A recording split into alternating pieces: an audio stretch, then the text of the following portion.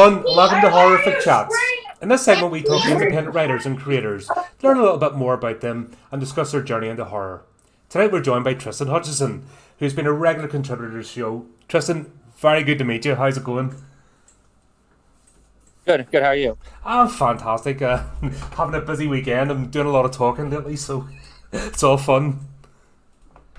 So, you've been us with our podcast for quite a while now. You're actually one of the more popular episodes, believe it or not. Amara is definitely in the top 10 and like number 2 in BitChute. You know, we'll go across a lot of different platforms and definitely up there. So people really like your work. So hopefully they're excited to get to talk to you and hear a bit more what makes you tick. So what we just want to talk about here, just basically what got you into horror, what sort of led you down the rabbit hole. On your bio, you mentioned that your father's actually an author as well. He writes children's books. Yes, he does. Yes, he does. Was that much of an influence? Yeah, he writes. He has a series with a monkey who teaches like kids special like stuff like that. But like a lot of it, like I said, he when I was growing up, he actually said like a lot of like horror stories for me. So that's probably what got me going. You know, was from actually the stories he told me when I was a kid. Sort of stories by the campfire, or sort of spooky ones at night. Yes. Yep. Around the campfire. Yep, around the campfire.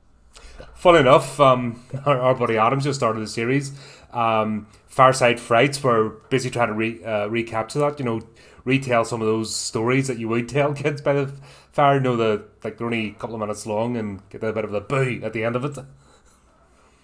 It's good hearing all that there. It's yeah. It just reminds you back. I can remember, my brain is terrible. I can't remember any of them. Remember when we went with school trips and stuff, that would always be a thing, you know, everyone told a ghost story and they're all out of my head. But yeah, there's a lot he told around the fire. But yeah, I remember, like, you know, a lot of stuff about ghost stuff like that, and probably more towards stuff like, you know, Halloweenish and stuff like that. So, you know, with the mask killers like that. I think I remember some of those, but you know. So was writing yourself? That's like where my writing started from. Yeah, as I was going to say, was the writing, your decision to write? Did that just seem like a natural thing because it was already in the family, or was there a particular thing that drew you to sort of create in that way? I think it was more in the family, I guess. Really, I mean, I started writing when I was a kid. Actually, it was like came natural to me. Like, you know, I was born with a really big, humongous imagination. So, like, you know, I used to write like fantasies. What I grew up with. But it wasn't until like I started reading Stephen King's books that I actually got horror. That's why she got me to horror. Before it was like I was writing a lot of fantasy with like dragons and stuff like that. You know, so, but like I said, sort of like reading like a lot of Stephen King's books. That's what got me into the actual horror industry, pretty much. Yeah, he kind of crosses the line though between fantasy and horror. That's one thing I've noticed about him. I know, obviously, the Dark Tower series, that's fantasy book, but all of his books do just borderline on it. You know, he brings that fantasy element into it, so it's always a good way to bring people in. What sort of fantasy authors did you read, or what was sort of main influences? Let's see. The series I know of is Dragonlance. I'm not sure who wrote Dragonlance. I think there's a whole bunch of them. That wasn't Hobb, was it? Dragonlance series. Is that Robert Hobb? No, I don't know. It was done by TSR, but I think they had like it was like a lot like Star Wars. They had like a lot of like authors that wrote it. You know, based on the whatever series they had. It was like, you know, but other than that, it was like Tolkien. I think was a major author that I read a lot. He's kind of, if you're into reading at all, you can't escape Tolkien. You're gonna run across him. There's an author called Mercedes Lackey. I don't know if you're familiar with her, but she took part in an anthology. It was the same thing. They had this world, and I never found the original series. I need to go and look it up. But basically, every chapter was an author telling a different story in that universe, It was really interesting because you get like a different take and a different character, but they've obviously got rules to follow by, if that makes sense. So it's still the universe, and you can still recognize it. But then each separate story in the anthology give you kind of a different look and things. It was a really interesting way to go about it. Obviously, I read the Star Wars books before it all went down the pan. Before they were they were no longer canon. You know what I mean? That was God, how many? About 40 or so books, I think, by the time I just gave up after the prequels because it was like, I can't do this anymore. Yeah. It's a bit of a different step though into the horror genre. Well, I was actually talking about it last night in quite a few interviews. Other genres have rules, and you're kind of grounded when you go into this fantasy. There's the magic rules, there's the hierarchy rules, there's the world building rules. You know what I mean? They're set because that's how the characters maneuver and that's how they deal with their problems. Same as science fiction, very rule based. You know, you have to explain the technology, the world they're in. But with horror, you're kind of flying free. Have you noticed that yourself when it comes to writing? I have actually, but like I said, a lot of what I actually write are actually considered like thrillers that with the basis of like horror, but a lot of them are actually thrillers because that's actually the style I actually go for is thriller because there's like more than it's kind of like an onion. There's a lot of layers to it. That's pretty much what thriller is. Like Amara there's a lot of layers. There's a lot of different things going on. It's like people are like asking what's about. It's kind of hard to really nail it because like there's several things going on in the same stuff, which is pretty much what a thriller does. Like I said, their core concept is actually is also horror, obviously. But there's not much like there's definitely not a different like way of how you're supposed to write horror. It's pretty much whatever the writer wants to do, pretty much. Yeah, and a lot of people seem to argue about that. A lot of people seem to argue about this is horror, this is not horror, but you can't with this genre, and that's why I personally love it. And I don't think people should fight about it. It's not a thing to argue about. It's, what I mean, this is the whole genre. I'm going to take my little slice of it and go with it, and hopefully you enjoy the ride. That's my kind of thought process. I don't understand, like, there's a lot of antagonism about what horror is. And there's yourself, there's Steve, and there's Mark. They're thriller writers who have contributed quite a lot to the podcast. But you all bring that horror element to it, and I love it, because it's the worst monster is the human one. Do you know what I mean? It's the supernatural and that aside, but the most frightening monster is the actual human, the one that could be your neighbor or live across the street. You just don't know, and that to me makes it more exciting. It's you just can't tell. That's definitely true. As it says, like I said, that's the one I'm actually writing right now. That's pretty much more real as realistic as you can get. Pretty much that one is. Obviously, like I said, Mara is more of a monster-based concept, and actually it's Astral Vampire is that one that deals with, as well as the concept of pretty much the end of like democracy stuff. That's actually there's a lot of governmental policies and that goes along with that story as well. But like I said, that's like strictly monster basis, whereas the Redacted, which is what I'm writing right now, that's more of a serial killer slash hacker. So that's why I'm trying to add to the horror stories, because a lot of them they have right now are pretty much like old stories. They got up to the modernization. It's not much talk about the social media. Nothing of that is and what they have right now.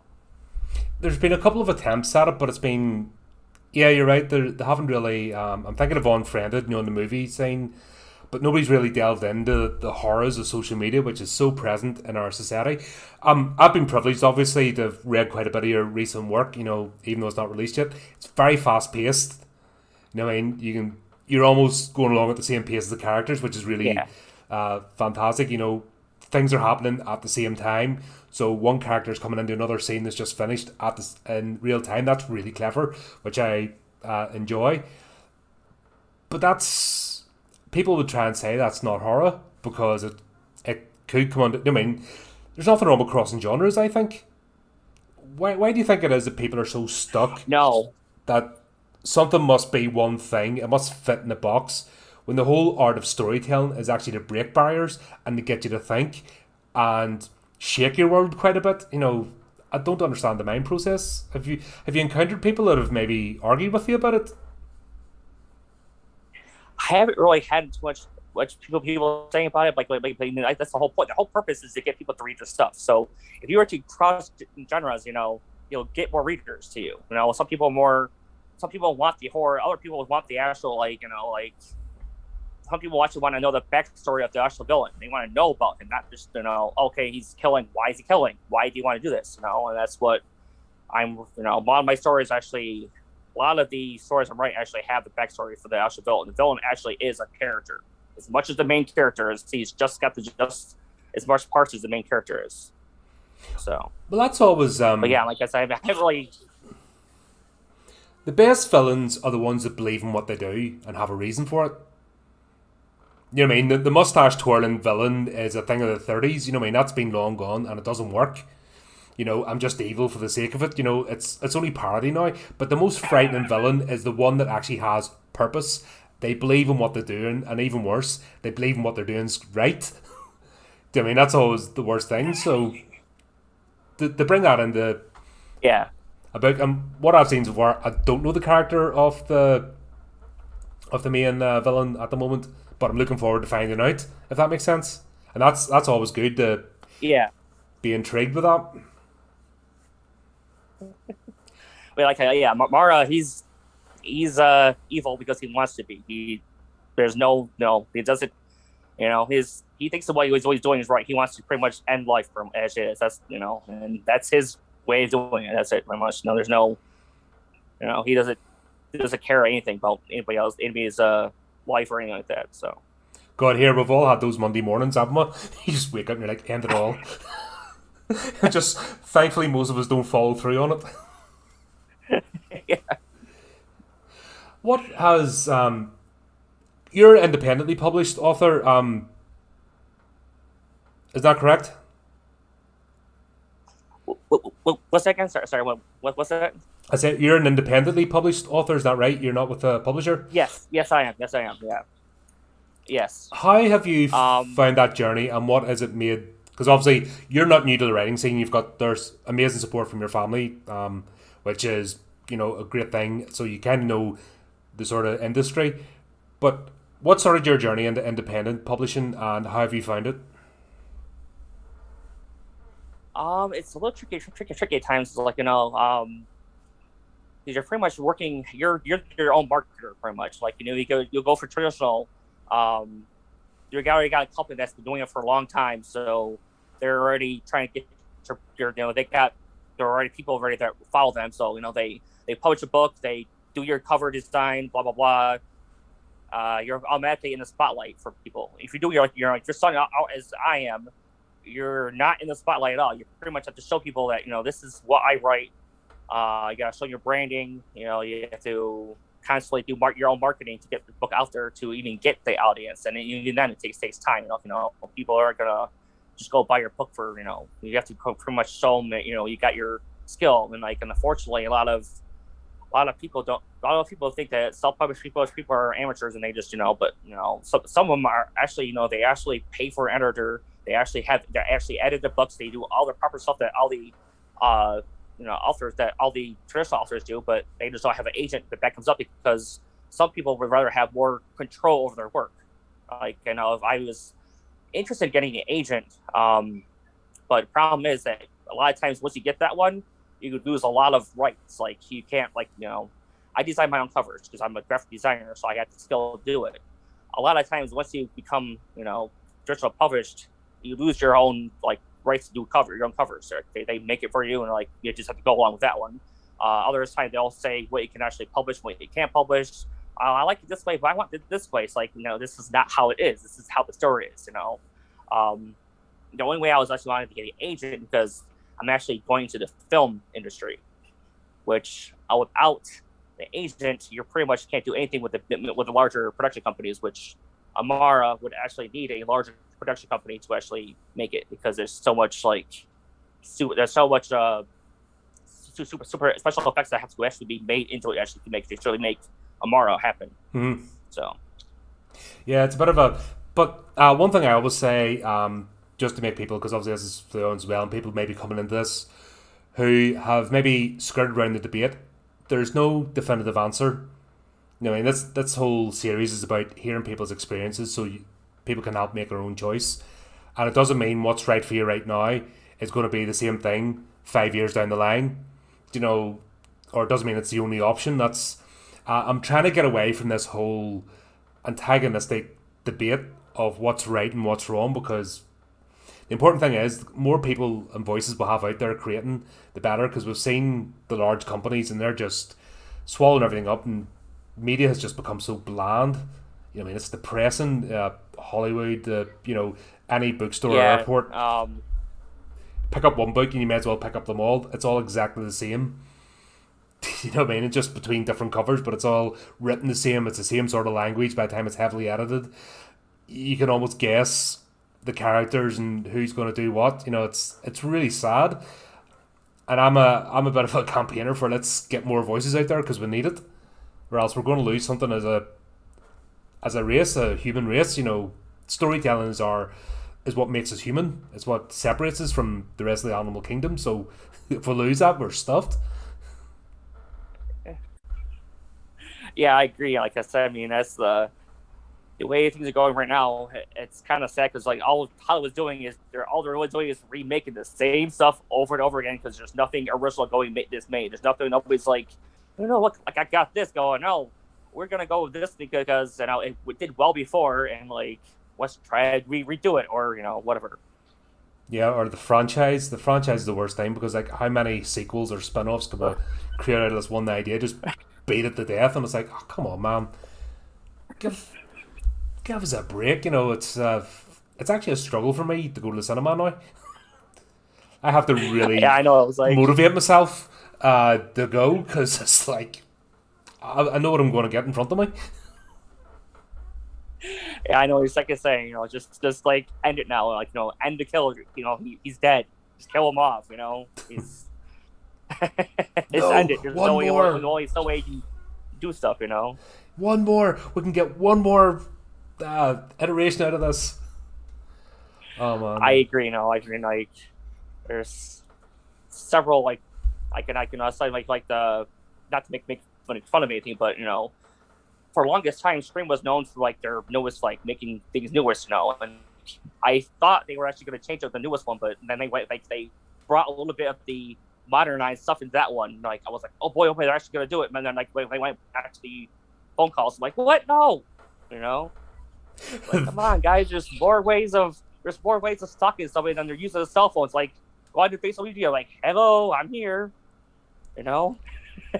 God, I only got as far as Scream 2. And I went to the cinema to see Scream 2, and I can't remember. I couldn't tell you what the plot was or who it was. I don't care. Honestly, halfway through that movie, I just zoned out. It's a big debate. It's actually an argument on this channel, because the three of us, Adam loves the Scream franchise, and Cameron and I are like, nope, not watching it. He's like, go on, watch it. I'm like, no, nope. Watch a new one. Nope. I mean, it's a good series. Eventually, it's like, just end it. You know, it's done. You got your money from it. Just end it. You know, it's kind of like Halloween. You know, I mean, I understand Blumhouse they're trying to making it to a different league when all they are adding some special touches to it, but just like it's like just kill the villain off. You know, kill him. Oh yeah, I tried watching. Out there, you know. God, I was talking about that. Haven't seen Halloween Kills yet. There was about 3 opportunities I went to go. I was like nearly up and out of the house. I'll go and see this, and I was like, nah. What was the other one? No, it was a Halloween Kills. It's a Halloween. No, Halloween Ends is coming out. Isn't that right? Yeah, Halloween Ends is coming out. What's the one before? I believe it's October. What was the one before? Halloween Kills is the one that came out last October. Is that right? Halloween Kills was the one they just made recently last year, and then there's like this Halloween. I think what they. Oh, they just called it Halloween, didn't they? The other one. So. Yeah, I think they tried to redo the one that was back in the, 70s that was made. Oh yeah, that was the Rob Zombie one. I think they try to. I think they try to remake the original. Man, they try to remake the first 3 movies. I think they. Yeah, that was Rob Zombie. God, they were awful. God, that was a hard watch. I think I watched the second one. I was like, oh my god, what is? They tried to have Michael Myers speaking and stuff as a child and doing weird things, and I was like, I give up.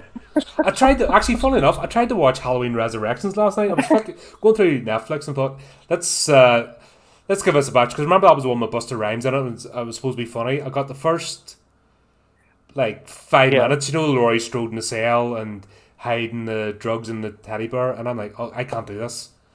I went and watched Hannibal instead. Much better movie. But yeah, that was a struggle. I think what it is, I can't decide whether he's either make him human and therefore the limitations of a human, or make him an inhuman monster. But make up your mind. Stop skirting between the two. Just. Yeah, I know. I know. It's the newest one is the Final Destination. That's the newest one. It's like that one they just need to end too. I mean, there's like I said, that was had a great storyline, but you're running out of people to always killing people off. Like you're running out of details. Stop it. Yeah, it's just becoming like action movies. Just go for the explosions and the kills and just make it ridiculous. I remember the first Final Destination was great. I enjoyed that. The rest kind of just melded together into sort of movie soup of stuff, and gave up. And that's what really frustrates me. One good idea, and that can last forever. Just leave it there. Go and do something else, and that'll keep you, especially in horror, because we're all nerds. We'll stick with something for 20, 30 years. That's just the nature of the beast. The fickle audience will kind of fly by, but when you start making it into a franchise and just kill it, it's just yeah. I mean, thankfully they've had their. Thankfully they haven't tried to remake Signs of the Lions. Luckily they've just left that one as it is. That one actually is one of the best movies there is out there. That's what I said. I watched Hannibal last night. Like I said, I tried Halloween Resurrections, gave up after 5 minutes, and I had Hannibal queued up, and I'm like, I'm going for this. And that's actually one of the best horror sequels ever.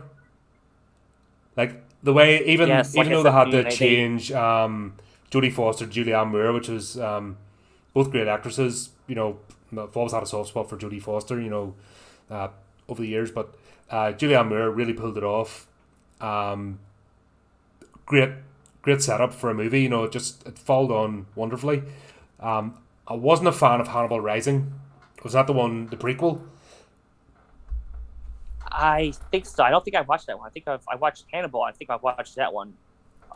They made him an East German or something. It was really, really strange. I think I must have missed that one.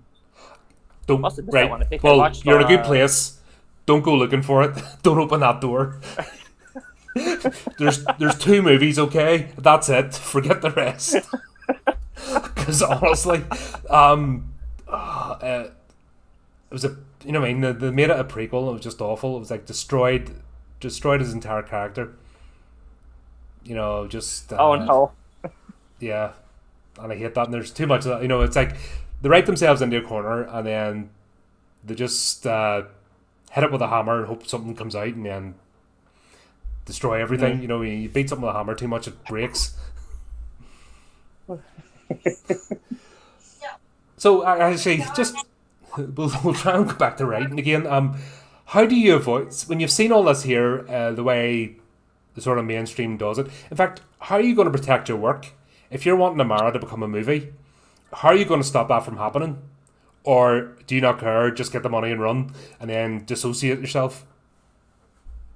That was a hard one right there. But I have to, like I said, if I were to do it, I would still have to go and make sure the contract says that I have the rights for it, full rights to it. And I would actually want to work with the filmmakers to actually produce it. And I don't want to say, okay, here's it, make this, get money. No, I want to actually involved in it. That's he could read it and stuff like that, but how do you know the full logistics of it unless you actually have the author actually in there giving you hands like this is how it's supposed to be, not this way. you can read a book and then you can, interpret it your way. But what if you want it done how it's supposed to be? So I would, if I were actually ever do it, I would actually have to have most of their whole rights so that, they can't go and remake the movie from it, or something. Yeah, because Amara has like 3 stories to it. That's pretty much it so far. After that one, there might be more, different ones, but there's 3 stories. That's it. 1, 2, 3. Once it's please, done like that, please tell me you're not going to do the George R. Martin and people. I'll finish it. Go away. You're being horrible. I'll finish it. Boing, bouncing the trampoline. Going, no, I'll do this random thing as well. I'll write another prequel. I'll finish it. Don't do that to people. That's really mean. No, but do you believe that it's important to protect your work? At what point does the money aspect and the credit as a not the credit? Oh my god! I'm sorry. I'm having a brain fart. Your authenticity as an artist. The word will pop into my head in about 5 minutes and I'll just scream it out. But do you know what I mean? You don't compromise yourself as an artist as opposed to making a living from your work. How do you balance that? I guess nothing. I guess obviously once you write it, it's copyrighted. But I don't really. None of my work is actually I don't actually pay for copyright. It's you kind of have to. Hope is it's kind of hard. It's because Amara was somebody already tried doing that already. But like I said, I had to pretty much step away from it. If you were to Google it, there's one of them where it pops up as with Ingram Sparks. It shows up, but there's no author to it, just an editor. There's they actually edited my cover.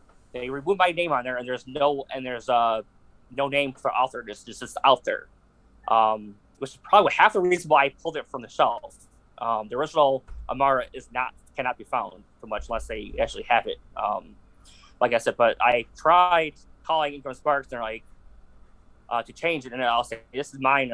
Well, do you have the numbers do you have the account number or something? I'm like, no, this is not mine. You can clearly look at your the book and say, oh, they edited the name out. There's no author. There's nothing. It's so. And unfortunately, Google's kind of still they haven't caught up with it because they still the original cover, the one I remade. They added some actual different background to it. The second one, which is one that you should be looking for, that one unfortunately does not appear on Google at all yet. Still, I've been trying my hardest to search it every single day, which helps get the web crawlers out there. But unfortunately, they still grab the original cover.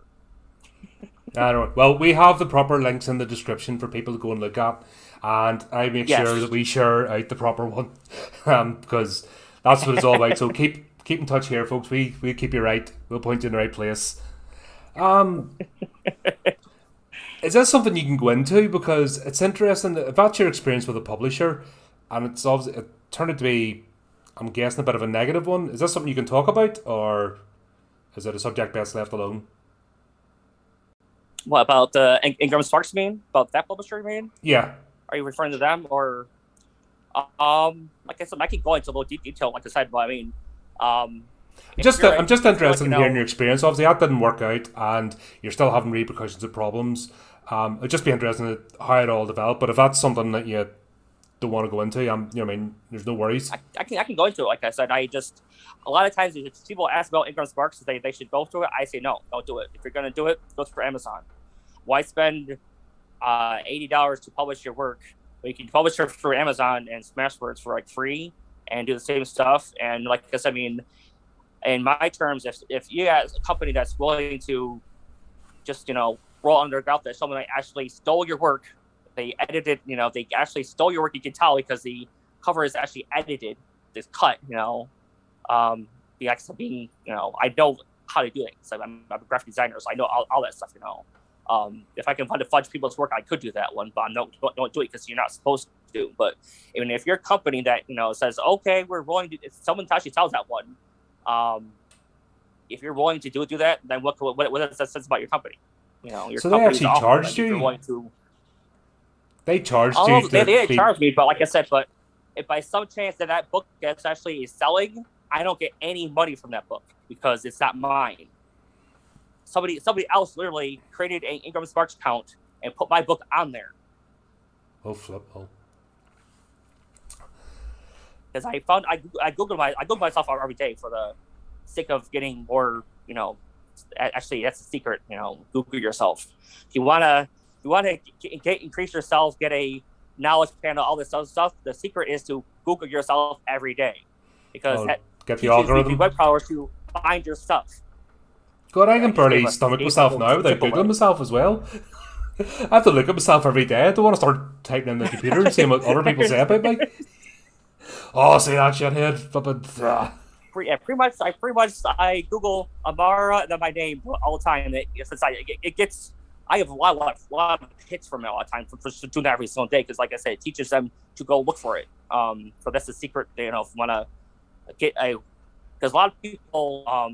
I worked for a while. I worked in New York City, which is. All right. Oh, I think we've frozen there. Hopefully, we're still going ahead. Technology! It's broken again. There you are. Them to find it. No. Sorry, Tristan. We froze there for a second. I don't think my internet's playing nice. Okay. That must be that must be horrendous. So they actually have your work stolen. How did you pick yourself up from that? Because to me, I'd just throw the teddy bear in the corner. If somebody did that to me, I'd just be like, you know what? Is this even worth it? It's pretty much like I said. That's pretty much what I had to do because, like I said, to get it off fully, you would have to go and contact Amazon, which is a pain in the butt to contact Amazon, and then from there you have to see what rights they have. If they would actually go, because you have to find legal, obviously, which costs extra money, more money than the site. Well, since I'm actually selling it, if they're selling it or not. Like I said, if they are, it kind of sucks because I'm losing the money from it. But on the other hand, they have the original one, which this thing the added stuff I added to it, but which made it a little better. But like I said, I would have to go and talk to Amazon and see what rights they had, what they were willing to fight for it, which they probably wouldn't because it'd be too much for them. No, so I pretty much said screw it and I moved on from it. Like I said, I changed the cover. I took the old off the shelf, added stuff to Amara to make it even better. Because the first round I had some people saying, that kind of didn't give, I didn't get enough background, so it's where the prologue came up. So I would have to say the second one's a lot better than the first one is. But as it was my first published book, it's gonna happen. They're gonna not gonna create, not gonna make as much as good though. But definitely the second one is definitely way better now. But if I shared my original manuscript, it'd be kind of funny because the ending is all different, all wrong. Well, at least you're able to pick yourself up and move forward from it, because that's I don't understand it. Maybe I'm still naive. I probably am, but I just believe in just do right by people. Just be honest. I'm still of the era of gentleman's handshake. You know what I mean?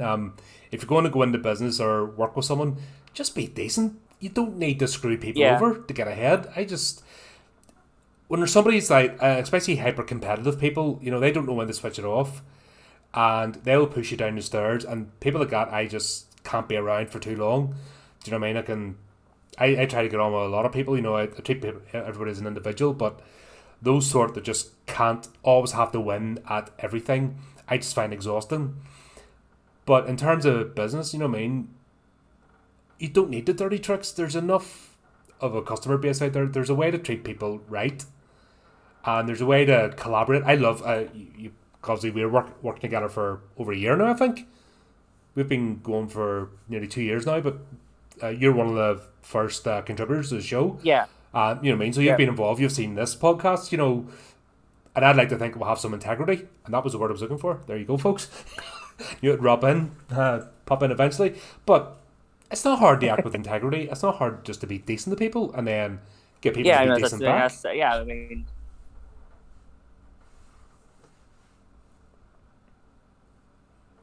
Yeah, Yeah, it does. No, it's not that hard at all. I mean, yeah, I mean that's how I agree with too. It's just no. I mean, like I said, we're all in business together. You know. yeah, and it doesn't even have to be money. It's just pat in the back. Give somebody a lift up. You might get a lift up in the future. We have a good arrangement here. People provide excerpts from novels. We create content. It's a symbiotic relationship. You know what I mean? The bigger this channel gets, the more reach our authors get. It's not hard. There's nothing sneaky or sinister behind it, and I don't understand why people then have to be like. There's I don't know if you saw the petition recently at Amazon. I shared it on my profile. Um, So people are basically going into I don't think I Kindle. saw that one. So people are basically going into Kindle, borrowing a book, reading it, and then returning it and getting a full refund. So Oh, okay. what I mean, that's just Yes. dirty. That is Yeah, that's also not right. Yeah. going into the bookstore, stealing the book, sticking it in your pocket, and then coming back and asking for a refund, saying you don't have a receipt. It's just, to me, there's no need for that. I know people have different financial situations. What I mean, some people are more affluent than others. That's just life. But there's no need to go out and actually screw other people over or steal. Yeah. If you can't afford something, just don't do it. What I mean? Or wait. In fact, you'll earn. What I mean? If you have to save up for something and scrimp, you'll value it more. I don't know, what is it about today that people just feel it's okay to do that sort of stuff the minute they get a chance to screw someone over. And then I've heard, and thankfully nobody we deal with, but among the booktubers, book reviewers, they seem to be the worst culprits for it. So they're borrowing books, they're reviewing it to get content, they're pretending to be friends of authors, and then they're pulling dirty tricks by sending it back via Kindle. And I'm like, what the heck? There's two levels there. There's somebody pretending to have integrity and actually be a fan of independent authors, and then they're doing dirty tricks like that. They're screwing people over. It's absolutely disgusting. It's just your story just Yeah. reminded me of that. And I'm like, what goes through people's minds? Yeah, I know. It's definitely not good. I don't know. I try. I try to work with people that I know that are not that way. I haven't actually paid for anybody to actually review my book at all. So No, I know and some people do, but yeah, because that's a non-review. Now I've given away free copies. I'm sure you have as well. That's fair, but actually paying somebody for a review, that's kind of loading the game. It's the same as the artists, the bigger yeah, ones that buy 100,000 singles, in the download charts to bump their sales up. You know what I mean? It's just like you're false narrative. You're just dirty tactics, and in the end, everything comes out in the wash. yeah, So if that's the way you do business, and that's the way you conduct yourself, well, guess what? You're going to get caught out because you're rolling the dice. Every time you play those dirty tricks, you're rolling the dice, and eventually you're going to get snake eyes. It's going to bite you. But yeah, no accounting for folks. Luckily, touch wood, this has been a positive experience here. Do you know what I mean? And people like yourself that we'll keep working with and supporting each other. That's what it's all about. There's no need yeah. for dirty tactics. I don't get it. It's mental. So, apart from getting your work stolen from you and people actively trying to screw you over, what other challenges have you faced as an independent author? Because you've already loaded the scales up there. You know what I mean? Other than that, it's pretty much just marketing my book. It's not that easiest to market people because, like I said, you gotta get people to actually follow you to actually get the book out there. Just because they see it doesn't mean they're gonna buy it initially. And unless you have tons of cash, it's harder to market for out there. I'm learning myself, trying to get extra stuff. I'm trying to make a teaser that looks like the teasers they make for the movies to get the added stuff. I know, but like I said, it's not easy. To get your market your stuff, your books out there for people to actually start reading it. Yeah, I've tried It's that more of myself, a and it's trying to keep everything short and sharp. And the problem is, if you want to go into detail and you want to go into things, but it's hard to get everything into a soundbite, and that's what people want now. They want a 10-second soundbite that'll convince them, and they don't want to be challenged. They want to think they're getting vanilla ice cream. That's just the way of the world, which is it's kind of sad. But you just gotta keep plugging the depths and hopefully working together and with other guys. That's why I always ask, other authors, support one other person, just even if it's sharing a post. If you support one other author or another creator, they're not a competitor. You scratch someone's back, you don't know when that's going to. It mightn't be it's not this click immediate effect. You mightn't get it back straight away, but if you help someone else out, you don't know when that's going to come around. Even if they just mention you, oh, there's Tristan, he's good, he helped me, he shared a few posts, great, and you don't know who hears that. Like I said, this whole thing of having to destroy other people just to get yourself ahead, it's madness. You ever heard that saying, be careful who you stand on the way up, because you'll meet them on the way back down again? Yes. Do you know what I mean? There's a reason those sort of sayings hold true to today. It's so true, and we've seen it now. It doesn't matter how big people get, you're just one incident away from falling, or just one mistake, or one bad review or something. You know what I mean? It's just nothing's set in stone. Even people that are trying to gatekeep, which is why once again I'm a major proponent for independent creators, because the big corporations who haven't twigged on, have lost sight of what people actually want, are trying to stop creators, and they're trying to play all the tricks of the day. But in the end, we just keep, if you stay true to yourself and keep plugging ahead, we'll all get there. And it doesn't matter what level, as long as you have satisfaction at the end of the day, that's what's important. Yeah. I mean, like I said, it's just the whole sad thing is that, you find on a lot of groups that, that, the authors are against each other instead of saying, we're all in the same game together. We're all creating we're all creating content to help people get away from, the world. Have you in found? My case, obviously, in my case, I'm trying to scare people to give them, the extra added fear. But I mean, the same thing is, they're taken away from their actual life, Have you had that sort of because I know when I see it, I dip straight out. When I see acting on the group, I'm out of that group. I just don't interact. Or if I see somebody doing something, thankfully there's only been once or twice somebody's tried to go at me directly, and I just bat them off, no interest. But if you had that yourself, have you had people actually arguing with you or going after you just because you followed your path? I have been, no, actually, but it's like some stuff you find in comments of sections you see it where they're attacking each other. But no, I haven't really, on myself, I haven't really found it from, besides obviously the stuff that happened with Ingram. But other than that, like I said, from actual authors, I haven't really seen it. And also, like I said, I don't post. I post my stuff when they ask for it and stuff like that. But I don't fully talk to everybody all the time. It's kind of hard to do full blood marketing. It's kind of hard to market yourself and then still write. I've been told at least that people are wanting the second book. So right now I'm writing this it's writing three books at the same time right now. So I mean, it's definitely a challenge. I'm wanting the second book. I'm one sitting right here waiting for it. It's like, come on, let's go. When's the second book? Yeah, it's going to be out for a little bit because it's going to take time. I'm still trying to work on my first book. My second book, I was writing. You are doing the George, aren't you? You'll have a trampoline out the back of me bouncing naked going, yes, I'll get it ready one day. With my second book rejected, I'm actually reached out to the law agencies to get actual truth. And like I said, that's where it's taking some time because they don't answer questions right away. It's harder to find people when right now I'm looking for a white hat hacker, which is a little bit harder to get because they're not going to go and explain themselves to. Trying to get the actual extra knowledge so that makes my book more real, which adds the fear to it. Are you familiar with scam baiters? Well, like I said, with redirecting, it's the killer is actually a hacker. So no, but are you familiar with all your company? Are you familiar with scam baiters? No. Right. So look up the likes of Scammer Payback. It's a guy called Pierogi. There's. Do you know what I'll do after this? I'll send you some links. I have another live stream to jump up straight after this, but before I go to sleep, I'll send you some links.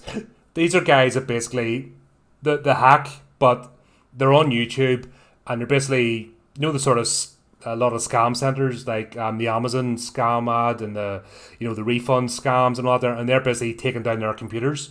So you might have an inroads with one of those guys because they're quite open about what to do, and they're doing it for the right cause. Okay. They're basically trying to stop people getting scammed, and they've saved thousands of victims. You know what I mean? They actually, they'll rip out the scammer's call list, and they'll actually call the victims and say, "You're being scammed right now. Don't go and get those Target cards or Walmart. You know what I mean? Don't get the gift cards. Don't do this." Yeah. So that might be an inroad.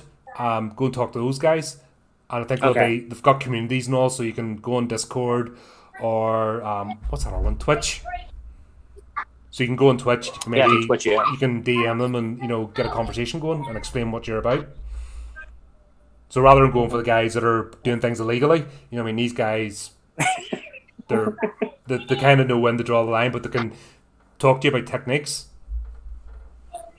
Yeah, I was actually going for the legal. I'm going for the actual investigators. That's they don't talk as well. I mean, like I said, I lucked out that I actually got there's a corner in Los Angeles that asked some questions for mine. So I got lucky there. But like the actual hacking part, I haven't really found a white person. One like I said like that. So they actually might help me out. Because like I said, I'm trying to make it real because to show people that just watch your back because it takes just so much little that they can actually seriously mess with you. I mean, the new TVs, they have a camera there, so they can get hacked into. Your computer can get hacked into. All these things, and they can actually watch you. So that's that kind of adds more fear to it because I mean that's what I was trying to get at. It was the redacted for the victims.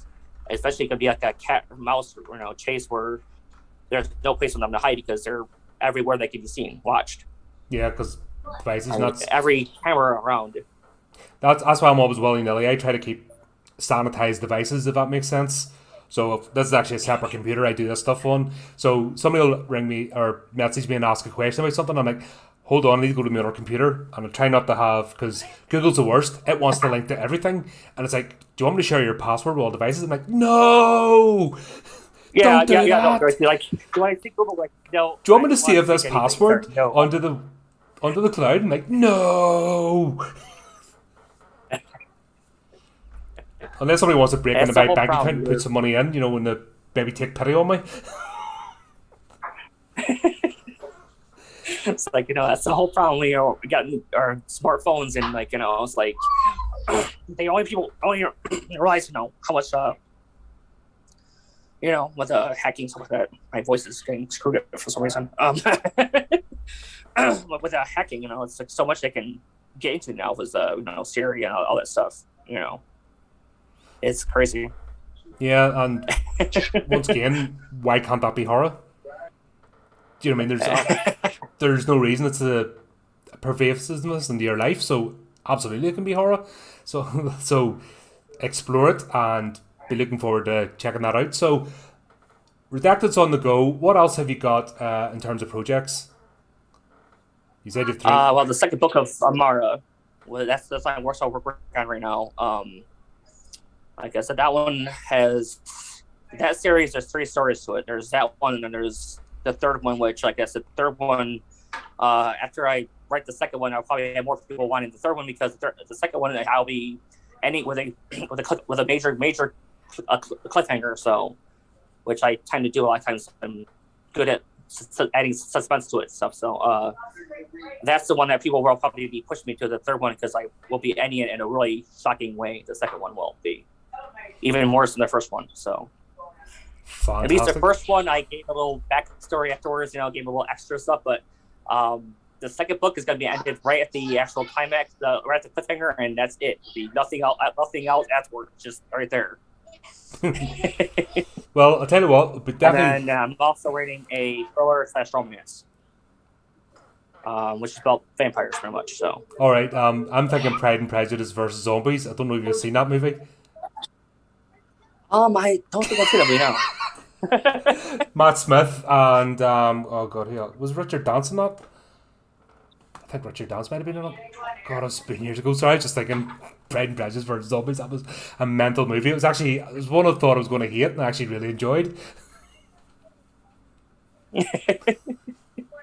But yeah, like I said, if anybody else was actually, was like pretty much a cross between Umbrella is pretty much the best way to describe it is it's a cross between the Matrix and like Pennywise. That's pretty much what the whole series is about, Mike. And like I said, it helps to actually might reread the book a couple times in case you miss anything, because there's a lot of inside stuff that's going on. I like to make people think.